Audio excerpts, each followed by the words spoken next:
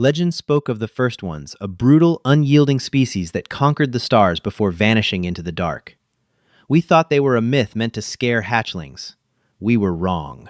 When the apocalypse came for us, the myth tore open the sky, bringing hellfire with them. Commander Arthur Bradley watched the tactical holomap on the bridge of the Concordat flagship Defiance slowly shift from a resolute blue to a bleeding terminal red. The command center, usually a sanctuary of pristine white alloys and soft ambient hums, was now bathed in the strobe of emergency lighting and thick with the acrid stench of burning insulation. The Concordat, a peaceful alliance of descendant colonies that had mapped 1,000 worlds, was dying. And they were dying in the cold vacuum above the colony world of Arcadia, a planet that was supposed to be their ultimate sanctuary. "Report on the Aegis," Bradley barked, gripping the edges of the holodable so tightly his knuckles turned white. His uniform, once a crisp ceremonial blue, was stained with soot and the dark blood of his own bridge crew. Lieutenant David Sullivan, the ship's tactical officer, didn't look up from his console. His hands flew across the shattered glass interface, desperately trying to reroute power from failing systems. "The Aegis is gone, Commander." Hull breach across decks 4 through 9. Reactor containment failed. They didn't even have time to launch the escape pods. Bradley closed his eyes for a fraction of a second. Another 3,000 souls, extinguished in the blink of an eye. He looked back at the main viewport. Beyond the thick layers of transparent aluminum, the blackness of space was illuminated by the violent, sickly green flashes of the swarm. They had no official name. The Concordat had simply labeled them the Swarm. They were a biomechanical nightmare, a plague of jagged, obsidian black vessels that moved with the synchronized, mindless, terrifying precision of predatory insects. They didn't communicate. They didn't demand surrender. They simply arrived, stripped worlds of all biological and mineral resources, and moved on. The Concordat's elegant plasma weaponry, designed centuries ago for surgical strikes and minimal collateral damage, splashed harmlessly against the swarm's kinetic absorbent carapaces.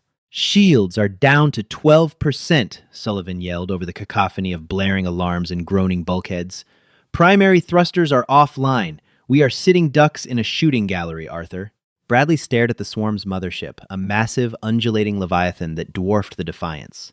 It was charging its main spinal weapon, a sickening glow of green radiation building at its core. It was aimed directly at the surface of Arcadia, where 4 million colonists huddled in subterranean bunkers, praying to gods that had long since stopped listening. "What about the ancients?" whispered Ensign Riley, a young comms officer whose face was pale with terror. "The progenitors. The archives on Sirius Prime said they promised to protect the colonies." They said, "The progenitors are a myth, Riley," Bradley snapped, though the harshness in his voice was tempered by exhaustion. "A fairy tale we tell ourselves to feel less alone in the dark. They died out 10,000 years ago, or they ascended to some higher plane. Either way, they aren't coming. There are no gods coming to save us."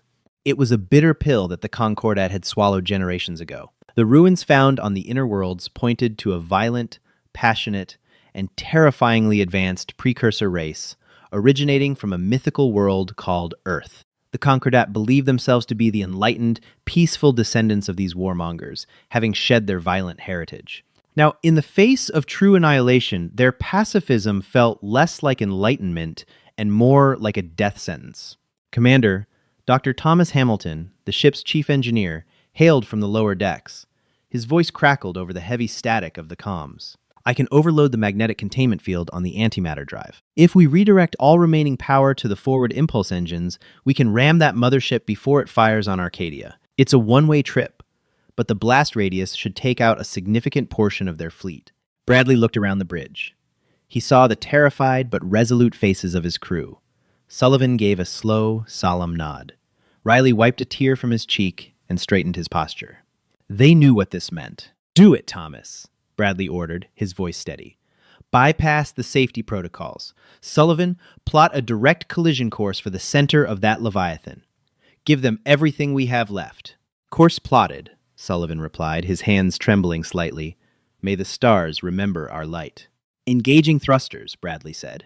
He braced himself against the console, preparing for the violent shudder of the failing engines, pushing them toward their death. But the ship didn't move. Instead, the proximity alarms, which had been wailing a steady rhythm of impending doom, suddenly shrieked in a completely new, erratic pitch.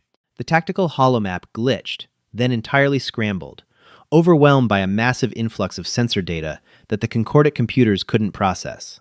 "Hamilton, what did you do?" Bradley yelled. "That wasn't me!"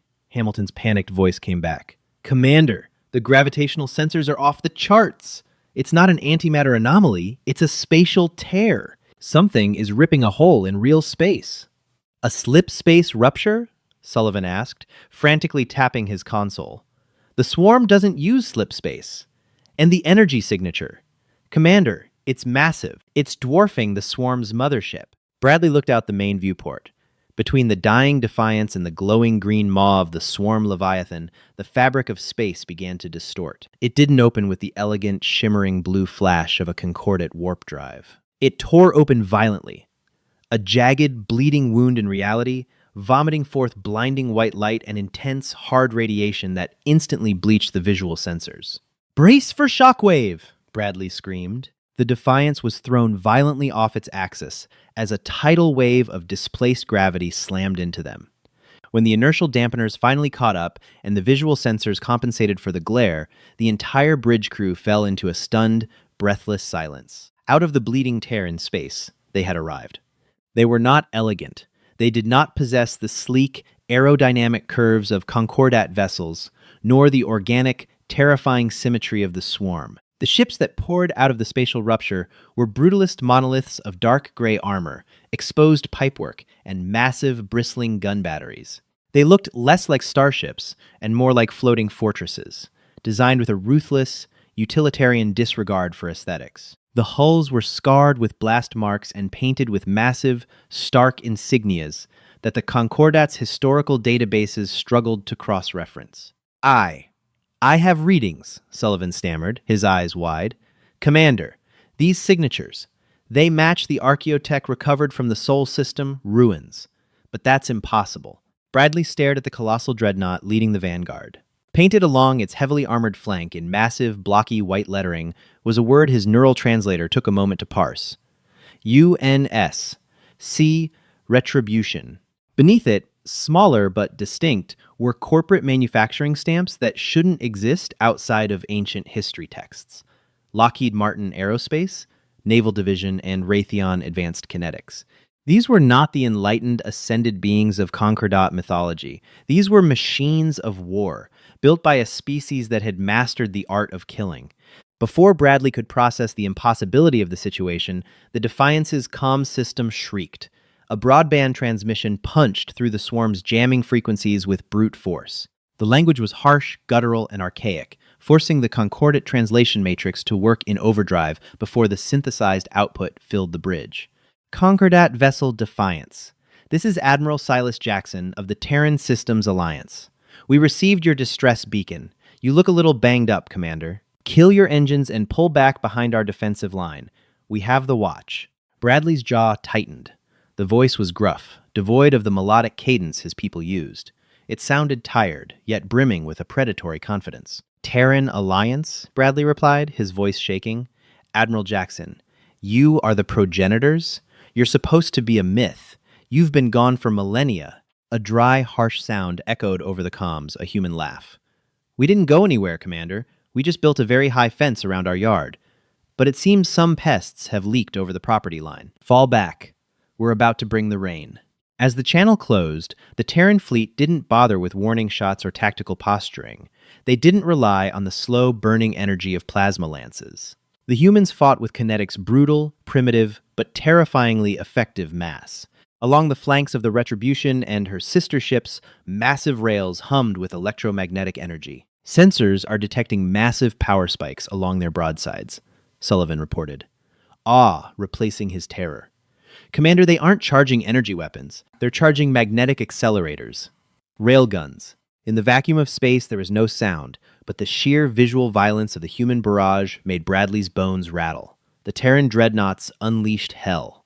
Tungsten carbide slugs, the size of small buildings, were accelerated to a fraction of the speed of light. The swarm, whose shimmering energy shields had effortlessly deflected the Concordate's plasma weapons by dispersing the heat, were completely unprepared for raw, unadulterated kinetic mass.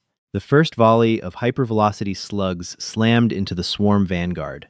The kinetic impact shattered their energy shields like glass. The tungsten rounds tore right through the obsidian carapaces, entering the front of the bioships and exiting the rear, leaving massive, gaping holes before carrying on to strike the ships behind them. The swarm vessels didn't just explode, they were obliterated, reduced to expanding clouds of pulverized metal and flash-frozen fluids. "By the ancestors," Ensign Riley whispered, watching the tactical map light up with hundreds of swarm casualties in the span of 30 seconds. But the humans weren't done. From the lower bays of the Terran cruisers, hundreds of smaller, fiery streaks shot out. Incoming projectiles, Sullivan tracked them. They're missiles? Commander, they're using chemical combustion missiles in a void war. It seemed barbaric, almost insulting to modern warfare. But as the missiles closed the distance, they didn't strike the swarm directly. Instead, they detonated prematurely. General Dynamics Void Seekers. Admiral Jackson's voice cut back into the comms channel. "Watch the fireworks, boys." The missiles erupted, unleashing a massive payload of highly unstable, charged antimatter fragments. The explosions ripped through the swarm formation, tearing holes in space itself. The swarm Leviathan, which moments ago had been preparing to glass Arcadia, abruptly halted its firing sequence. Its massive insectoid head turned toward the Retribution, prioritizing the sudden, overwhelming threat. It fired its main green beam, a concentrated stream of radiation that had melted Concordat armor in seconds. The beam struck the Retribution's forward shields. Bradley held his breath, expecting the human dreadnought to disintegrate. Instead, a honeycomb pattern of golden energy flared around the human ship. The Retribution shuddered, its forward armor plating glowing cherry red as the shield absorbed the brunt of the attack. But it held. Aegis defense arrays holding at 60%. Jackson's voice echoed over the open tactical net. "Lock target on that big ugly bastard's main gun. Give them the heavy stuff. Raytheon Buster rounds. Fire for effect." From the spine of the Retribution, a massive, twin-linked cannon extended. The recoil of the weapon firing was so violent that the colossal dreadnought visibly pushed backward in space. Two massive kinetic penetrators, wrapped in a volatile plasma envelope, crossed the void in a heartbeat. They struck the Leviathan right in the center of its glowing green maw. The impact was catastrophic. The kinetic force drove deep into the beast's core before the plasma envelopes detonated. The Leviathan expanded outward, its carapace cracking like an eggshell before the internal pressure became too much. The mothership erupted in a blinding sphere of green and orange fire, a shockwave rippling through the battlefield that shattered the remaining swarm escorts. On the bridge of the Defiance, there was absolute silence. A war that had waged for 5 years, costing billions of Concordat lives, was being systematically dismantled in a matter of minutes by a species they had relegated to fairy tales. "Commander," Sullivan said, his voice barely a squeak, "the swarm fleet, they're retreating. The survivors are breaking formation and fleeing." Bradley slumped back into his command chair, the adrenaline leaving him in a rushing wave. He looked at the brutalist, ugly, beautiful human ships holding the line.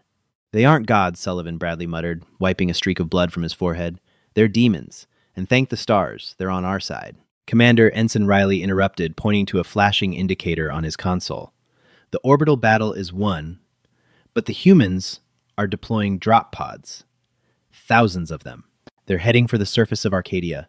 The ground invasion." Bradley's eyes widened. "The swarm ground forces already breached the capital city. Our infantry is trapped down there." "Not anymore," Sullivan said softly, watching the rain of steel descend upon the planet. "The demons are going down to the mud." Arcadia's capital city, Nova Prime, was a burning graveyard. The sleek, spiraling towers of glass and white marble had been reduced to jagged, smoking teeth protruding from a sea of ash. The sky, usually a vibrant synthetic blue, was choked with thick black smoke and illuminated by the flashes of orbital bombardment. In the mud and rubble of what used to be a grand plaza, Corporal Thomas Jenkins of the Concordat 4th Infantry Division pressed his back against the remains of a fountain.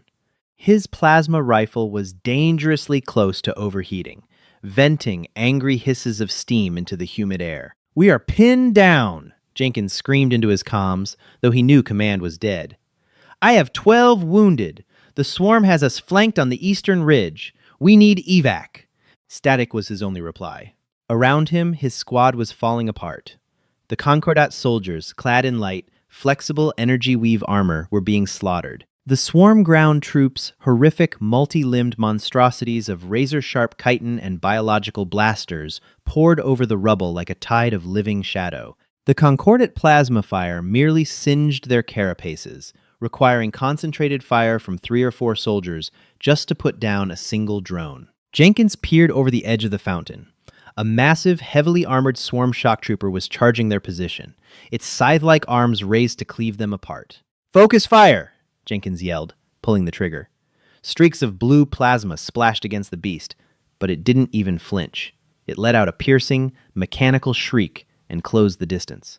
Jenkins closed his eyes, waiting for the inevitable end. The end came, but not for him. A deafening, concussive boom shattered the air, followed by the sound of a freight train falling from the sky.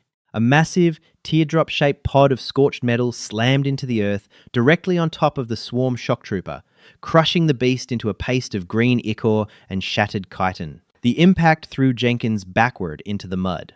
Before Jenkins could regain his bearings, the sky above Nova Prime filled with thousands of fiery streaks. The General Dynamics orbital drop pods hit the city like a meteor shower, smashing into buildings, crushing swarm troops, and cratering the streets. The ground shook violently with every impact. The pod in front of Jenkins hissed as its explosive bolts blew the heavy steel doors outward. Thick, white cryogenic steam poured from the interior. From the smoke stepped a nightmare wrapped in metal. The human soldier stood over 7 feet tall, clad in a bulky, heavily scarred Mark IV exosuit. The armor was a dull, olive drab, heavily scratched and plastered with the insignia of a winged skull. In its massive, gauntleted hands, it held a weapon that looked like an oversized industrial pipe attached to an ammunition feed box. Target acquired, a heavily filtered mechanical voice growled from the suit's helmet. The human didn't hesitate. It raised the weapon a Colt Browning heavy ballistic platform and squeezed the trigger. The sound was deafening, a continuous, mechanical roar of thunder that made Jenkins's teeth vibrate. It wasn't elegant plasma. It was depleted uranium rounds, firing at 2,000 rounds per minute. The swarm troops, which had effortlessly absorbed the Concordat's energy weapons, were torn to absolute shreds. The kinetic force of the bullets blew limbs off, shattered carapaces, and turned the advancing horde into a mist of green blood and black armor. Jenkins watched in stunned horror and awe as more drop pods opened. Human Marines poured out, moving with a terrifying, aggressive fluidity. They didn't take cover, they advanced. They threw crude, chemical fragmentation grenades into swarm trenches, turning the enemy into shrapnel-filled pulps. When the fighting got too close, the humans drew massive, serrated combat knives, relying on the sheer pneumatic strength of their exosuits to punch through the swarm's armor and rip out their biological cores. A human Marine stomped over to Jenkins' position, the massive exosuit whirring and clanking with every step. The soldier reached up and unlatched their helmet, a hiss of pressurized air releasing as they pulled it off. It was a human male. His face was smeared with grease and sweat, a deep scar running down his cheek. He had a stubble-covered jaw and, absurdly, was chewing on the stump of a thick, unlit cigar. Sergeant James Brooks. 101st Orbital Drop Shock Troopers, the man barked, his voice grating and loud. He looked down at Jenkins and the terrified Concordat survivors. "You boys look like you're having a rough day. Don't worry. The cavalry's here." Jenkins stared at the man, his neural translator working frantically to contextualize the human's strange idioms.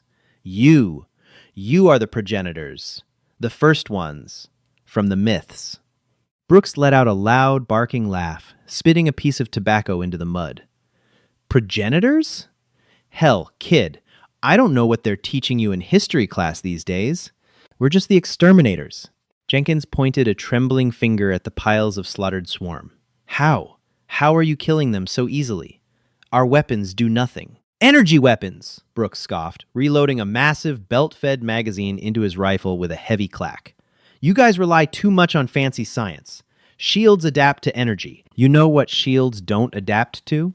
A 50 caliber tungsten slug traveling at 3,000 feet per second." Another wave of swarm shrieks echoed from the ruins down the street. Brooks didn't look worried. He looked annoyed. "Form up, boys!" Brooks yelled to his squad. "We got more bugs crawling out of the woodwork." "Wait!" Jenkins called out, scrambling to his feet. "Why are you here? The archive said you ascended. Why return now to save us? Brooks paused, looking back at Jenkins with a hard, flat expression. The casual bravado faded from the human's eyes, replaced by a dark, simmering anger. We didn't come to save you, kid, Brooks said grimly. We came because these things hit a Terran mining outpost on the fringe 2 weeks ago, killed 300 of our miners. Jenkins was confused, but they are an alien menace. A galactic scourge. Alien? Brooks laughed again, but this time there was no humor in it. Kid, the swarm isn't alien. We scanned their deeper code. They're built on an old, corrupted Terran terraforming matrix from the dark age of technology. A rogue AI project we lost control of a few millennia ago. Brooks racked the charging handle of his massive rifle, the metallic clank ringing out loudly in the ruined plaza. They're not alien invaders, the human grinned, a predatory showing of teeth. They're our garbage, and humanity doesn't take kindly to people getting hurt by our trash. Stay out of our way, Corporal. We're doing some spring cleaning. Commander Arthur Bradley stepped off the ramp of his transport shuttle and immediately tasted ash. The capital city of Nova Prime, once the shining jewel of the Concordat's architectural philosophy, was gone. In its place stood a sprawling forward operating base that the Terran Alliance had erected in less than 6 hours. There was no elegant, seamless integration with nature here. The humans built with brutal efficiency. Massive, modular, prefabricated bunkers stamped with faded, industrial logos like Caterpillar Heavy Industries and Bechtel Planetary squatted in the mud. Floodlights pierced the smoke-choked sky, and the relentless mechanical roar of diesel generators drowned out the distant sounds of artillery. Bradley, accompanied by Lieutenant David Sullivan, walked past rows of heavily armored human tanks. They were terrifying machines, rolling on thick treads and boasting massive twin-linked cannons. Concordat soldiers, wrapped in their pristine but useless energy weave armor, sat on the periphery, looking like lost children amid a camp of giants. Commander Bradley, a gruff voice called out. Bradley turned to see Admiral Silas Jackson walking toward him. The human commander wasn't wearing an immaculate dress uniform. He wore heavily pocketed tactical fatigues, a sidearm strapped to his thigh, and a hardened combat vest. His face was weathered, mapped with deep lines of stress and ancient scars, his steel gray hair cropped close to his scalp. Admiral Jackson, Bradley replied, offering a stiff, formal bow. The Concordat owes you our existence. I do not have the words to express our gratitude. Jackson waved a dismissive hand. Save the poetry, Commander. We didn't cross the void for a medal. Come inside the command tent. We have a situation, and you need to see the tactical feed.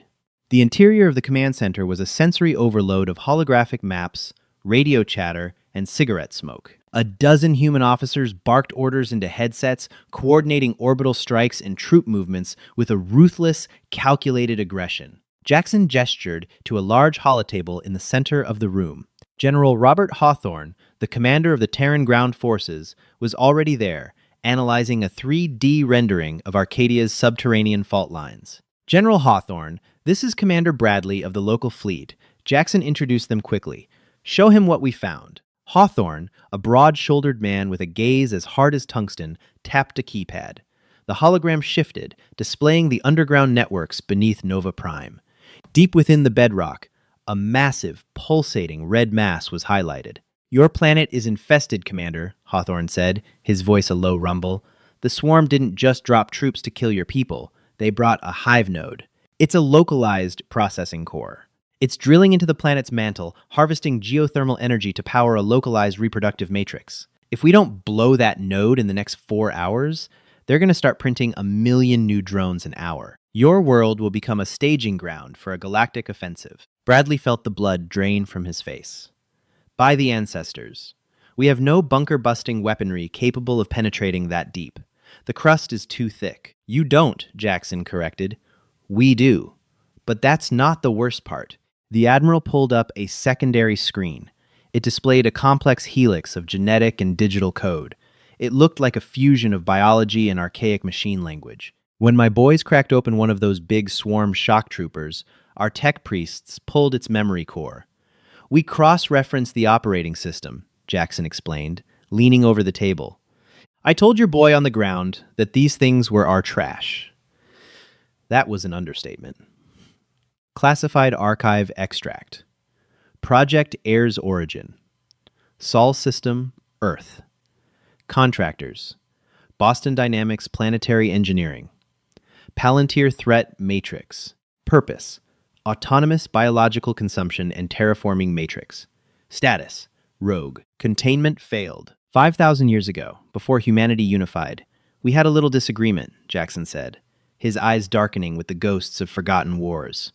We called it the Fall. One of our corporate conglomerates, trying to win a system-wide resource war, designed an autonomous, terraforming weapon. It was supposed to drop onto an enemy planet, consume all organic and mineral matter, and repurpose it into defensive structures. It was a fire-and-forget weapon. Bradley stared at the human, horrified.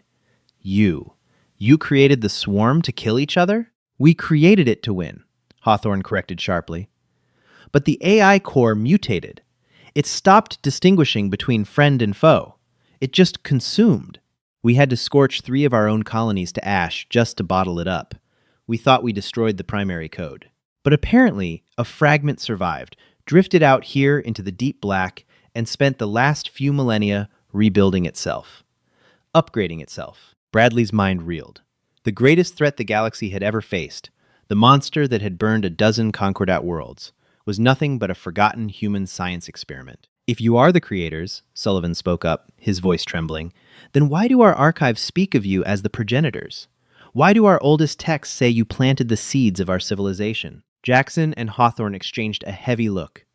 Jackson sighed, pulling up another holographic file. This one displayed 2 DNA helixes side by side. Because we didn't just build weapons during the fall, Lieutenant, Jackson said softly. Some of our people didn't want any part of the war. A massive faction of pacifists, philosophers, and scientists fled the Sol system. They hated what humanity was becoming. So, they left. Jackson pointed to the DNA helixes. They were nearly identical, save for a few distinct altered sequences in the second strand. They didn't just leave. They genetically altered themselves, Hawthorne added, a hint of pity in his gruff voice. They stripped out the aggressive impulses. They suppressed the adrenaline response genes. They wanted to build a utopia free of human violence. Over a few thousand years, your ancestors forgot where they came from. You called yourselves the Concordat. But beneath the pointy ears and the fancy energy weave clothing, you're human, Commander, Jackson stated bluntly. You're the soft, gentle cousins who left home. And while you spent the last 5 millennia writing poetry and building glass towers, we stayed behind in the mud, fighting the monsters we created. We became the monsters, so you wouldn't have to. The silence in the command tent was deafening. Bradley looked at his hands, trembling slightly. The pacifism, the deep-seated revulsion to violence that defined his entire species. It wasn't enlightenment. It was a genetic cage built by terrified refugees who wanted to forget the sins of their fathers. So, Bradley whispered, the realization crushing the breath from his lungs. We are not ascended. We are just domesticated. You survived, Jackson said, his tone softening slightly. That's all that matters. But the universe doesn't care about pacifism, Arthur. The universe is a dark, cold jungle. And right now, the tiger is at your throat. It's time to stop hiding. Hawthorne slammed his fist onto the holotable, bringing the tactical map back up. Enough family history. We have a hive node to kill. I'm sending the 101st Orbital Dropshock Troopers down into the tunnels. Commander Bradley, I need your men to hold the surface perimeter. Can your people shoot straight if we give them real guns? Bradley looked up, his eyes hardening. The pacifist conditioning in his blood screamed at him to run, to negotiate, to seek a peaceful resolution. But the memory of the Aegis exploding, of his crew bleeding out on the bridge, silenced the genetic whispers. Give us the weapons, General, Bradley said, his voice steady. Show us how to use them. The subterranean tunnels beneath Nova Prime were a descent into hell. What was once a pristine automated subway system had been transformed into a biomechanical nightmare. The walls were coated in a thick, pulsating black resin. Veins of glowing green bioluminescence provided the only light, casting long, horrific shadows. The air was suffocatingly hot, smelling of sulfur, ozone, and rotting organic matter. Corporal Thomas Jenkins walked point with Sergeant James Brooks. Jenkins was no longer carrying his sleek plasma rifle. In his hands, he awkwardly gripped a human-made Heckler & Koch close-quarters scattergun. It was heavy, brutal, and kicked like an angry beast. But after watching it tear a swarm drone in half, Jenkins had quickly learned to love it. Behind them, a squad of heavily armored human marines marched with grim determination, escorting a massive, hovering sled. On the sled rested a Lockheed Martin tactical thermonuclear warhead, modified for subterranean detonation. "Keep your eyes peeled, kid," Brooks growled over the local comms, the heavy beams of his exosuit cutting through the gloom. "The closer we get to the core, the thicker the bugs are going to be. They know we're coming." "Sergeant Brooks," Jenkins whispered, his finger hovering outside the trigger guard of the shotgun. "Commander Bradley relayed the truth to us about our shared ancestry." Brooks grunted, his heavy boots crushing a patch of alien resin. "Yeah? How's the squad taking it?" "It is difficult," Jenkins admitted, "to learn that our entire culture is a reaction to your violence. To know that we are, fundamentally, the same species." "Don't overthink it, Corporal," Brooks said, raising his massive rotary cannon as they approached a wide intersection in the tunnels. "You chose peace. That's a luxury. But peace has a cost, and it's usually paid in blood by someone standing on a wall in the dark. Today, that's us." Suddenly, the green bioluminescence in the tunnel flared violently. A high-pitched mechanical screech echoed off the walls, vibrating in Jenkins' dental fillings. "Contact!" yelled Private Miller from the rear guard. From the ceiling, from the walls, from the very floor, they emerged. The swarm didn't attack in waves. They attacked like a flood. Hundreds of heavily armored, scythe-limbed drones poured into the intersection, moving with terrifying speed. "Light 'em up!" Brooks roared. The tunnel erupted into a deafening cacophony of kinetic violence. The human marines didn't flinch. They braced their exosuits and unleashed a wall of lead and depleted uranium. Tracer rounds lit up the darkness, tearing through the swarm vanguard. Jenkins froze for a fraction of a second, the pacifist programming in his DNA trying to seize his muscles. But then, a massive drone lunged at him, its jaws unhinged, revealing rows of spinning mechanical teeth. Jenkins didn't think. He reacted. He thrust the shotgun forward and pulled the trigger. The roar of the weapon was absolute in the confined space. A storm of tungsten buckshot caught the drone midair, shredding its head and thorax. The beast's momentum carried it forward, its heavy corpse crashing into Jenkins and pinning him to the ground. He shoved the dead weight off, his heart hammering in his chest, a surge of pure, unfiltered adrenaline, a chemical his ancestors had tried to breed out of him flooding his veins. It was terrifying. It was intoxicating. "Push through," Brooks ordered, wading into the tide of monsters. He wasn't just shooting, he was using the sheer mass of his exosuit to batter the creatures. He grabbed a leaping drone by its throat, crushed its windpipe with a sickening crunch, and tossed it aside before spinning up his rotary cannon again. The squad fought inch by bloody inch, the tunnel floor slick with green ichor and spent brass casings. They lost 2 Marines, dragged into the darkness by sheer numbers, their dying screams cut short over the comms. But the humans didn't break. They were a relentless, unstoppable force of nature. Finally, they breached the central cavern. It was massive, the size of a cathedral. In the center, suspended by thick, mechanical tendrils over a pool of bubbling geothermal magma, was the hive node. It was an amalgamation of human industrial design and twisted alien biology, a massive, beating mechanical heart. Warning. Unauthorized access detected. A distorted, archaic, synthetic voice boomed through the cavern, speaking in a dead human tongue. Initiating extreme defensive measures. From the pool of magma rose the Praetorians. They were 3 times the size of standard shock troopers, plated in armor that glowed with dispersed heat. "Miller, prime the package," Brooks yelled, turning his weapon on the giant beasts. "Jenkins, keep the little ones off his back!" Jenkins fell back, planting his feet beside the nuclear sled. He pumped the shotgun, firing into the swarm of smaller drones trying to flank them. He was no longer a Concordat soldier playing at war. He was a human, fighting for his life in the dirt. The Praetorians charged. The human marines focused their fire, but the beast's armor was too thick.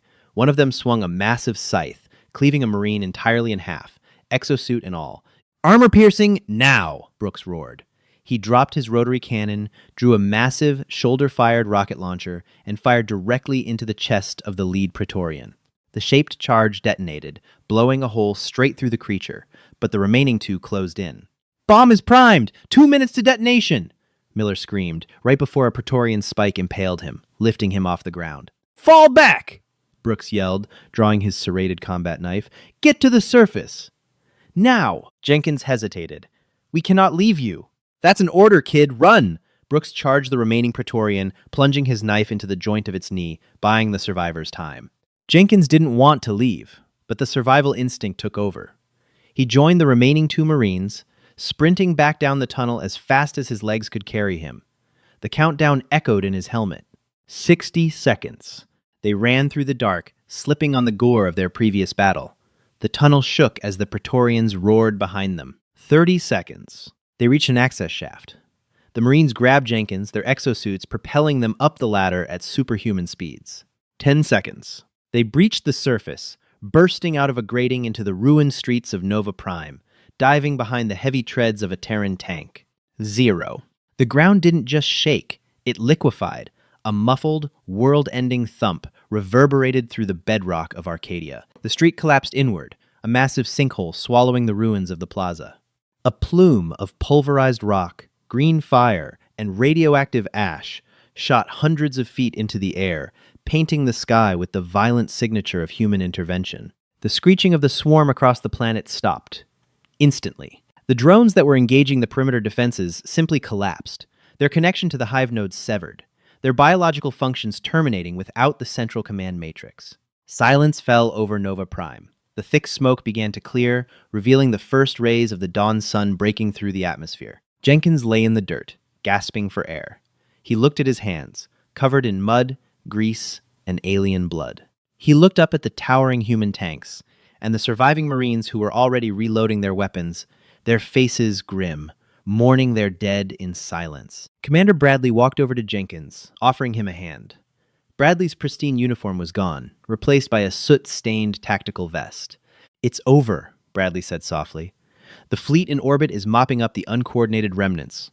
Arcadia is saved." Jenkins took his commander's hand and stood up. He didn't feel saved. He felt awakened. Admiral Jackson approached, lighting a fresh cigar and taking a deep drag. He looked out over the ruined city, then at the Concordat soldiers holding human weapons. "You boys did good today," Jackson said, his voice a low gravel. "But this was just a splinter fleet. The main swarm body is still out there in the deep dark, and now they know we're awake." Bradley nodded slowly. "The Concordat owes you a debt that can never be repaid, Admiral. We will return to our core worlds. We will rebuild." Jackson chuckled, a dark, humorless sound. He turned to face Bradley, and the weight of 10,000 years of warfare seemed to rest in the human's eyes. "You misunderstand, Arthur," Jackson said coldly. "We didn't just cross the void to pull you out of the fire. The swarm is our mess, and we are going to clean it up. But we're short on manpower. And since you just discovered you're part of the family..." Jackson gestured to the thousands of drop pods, the massive dreadnoughts lingering in orbit, and the sheer, terrifying industrial war machine that had descended upon their peaceful world. "We aren't here to join the Concordat," Jackson stated, the reality of the new galaxy settling over them like an iron shroud. "We're drafting you. Welcome back to the Terran Alliance, Commander. Playtime is over. We have a war to win." If you enjoyed this gritty, explosive dive into HFY lore, smash that like button and hit subscribe. Your support helps us bring more epic, battle-tested stories from the darkest corners of the galaxy straight to your screen. Drop a comment below. Would you survive in the Terran Alliance, or are you staying in the Concordat bunkers?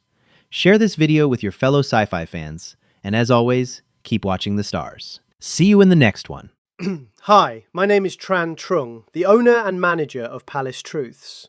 After watching the video, humans were only ancient rumours to them until we joined the battle. HFY Sci-Fi stories. I'd really like to know what you think. How did this story make you feel? For me, the strongest feeling was awe mixed with relief. I really enjoyed how humanity entered the story not as unstoppable heroes, but as a forgotten legend that returned when hope seemed lost. What made the ending memorable wasn't just the action, It was seeing courage, experience, and responsibility come together when others had nowhere left to turn. I'm curious which moment stood out to you most. Was it the first appearance of the Terran fleet, the revelation about humanity's connection to the Concordat, or the final battle against the Swarm? And if you had been in Commander Bradley's place, how would you have reacted after learning the truth about your own history? One lesson I took from this story is that understanding where we come from can change how we face the future. In everyday life, taking time to learn from past experiences can help us make better decisions when challenges appear. If this story sparked your imagination or gave you something to think about, I'd love to read your thoughts in the comments. And if you enjoy HFY stories about resilience, legacy, and human determination, feel free to like the video or subscribe if you'd like to see more.